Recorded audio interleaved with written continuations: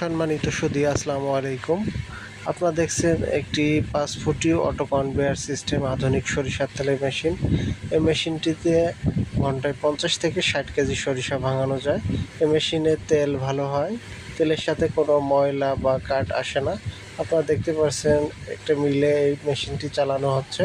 এই মেশিনটি চালাইতে আপনাদের 60 থেকে 63 পাক আরপিএমের প্রয়োজন। 60 থেকে 63 পাক আরপিএমে ঘোরাইলে এই মেশিনটি তেল পরিপূর্ণ দেয় এবং প্রোডাকশন ভালো পাওয়া যায়। এখানে লাইন শ্যাফটের দ্বারা এই মেশিনটি চালানো হচ্ছে। আপনারা যদি কেউ চান যে ডাইরেক্ট মোটর দিয়ে এই মেশিনটি চালাবেন, সেক্ষেত্রে চালাইতে পারবেন।